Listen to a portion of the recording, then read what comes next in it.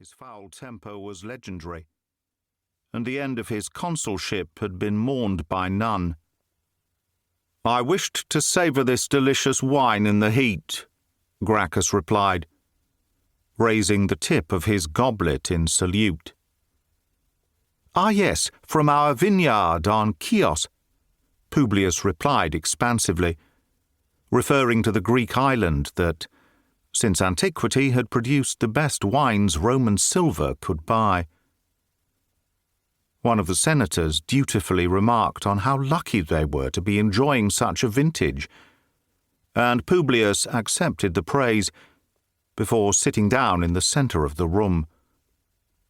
"I was saying how the Boii have no sense of strategy," Publius said, referring to the Gallic tribe that lived beyond the River Po on the northern boundaries of the Republic, picking up a thread of conversation he had obviously started in the tepidarium antechamber.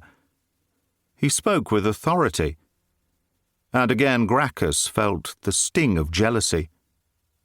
5 weeks before, Publius had marched north at the head of Legio II, the second consular army, to patrol the limits of the Republic. It was there, on the banks of the Po, that the army had been attacked without warning and routed by a superior force of Boii. A herald had carried the shocking news of the defeat to the Senate, who had immediately called for Publius' return to answer for his folly.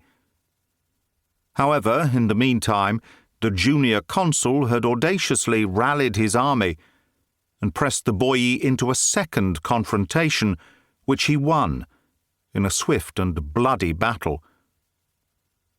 Only then did Publius return to the summons of the Senate, with the victorious army marching at his back and a caravan of Gallic captives that swelled the slave markets, and so now the name of Falto was on the lips of every citizen in Rome.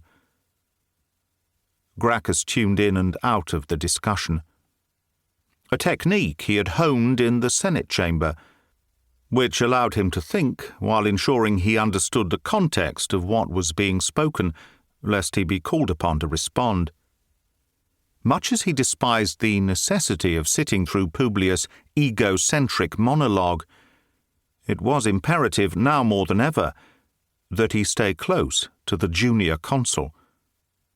The city traders were poised to place a stranglehold on the city's food supplies, to push their demands for lower taxes.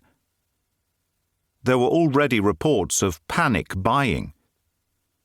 Rome was on the brink of fresh turmoil, and Gracchus needed to wield Publius' popularity.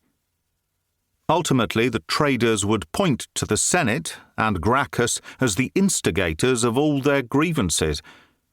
But with Publius at his side, the traders would be storming a position of strength.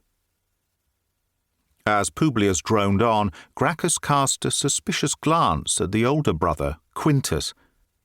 The invitation to bathe at the Falto house was not unexpected, but Gracchus was surprised at the presence of Quintus at the gathering. The mutual animosity between the men, while not publicly known, was understood by all in the inner circle of the Senate. It was a hatred that went far beyond the mere rivalry of brotherhood, and Gracchus had a standing offer of 50 asses in Roman coin for any of his informers who could uncover the cause. Only a year before, when he was consul, Quintus was granted a triumph for his actions at the siege of Drepana. It had not come easily. The requested honour had been blocked at every turn by a hostile Senate, who had no love for the fractious consul, and it was only the will of the people, bought on the promise of a generous celebration, that had tipped the balance in Quintus' favour.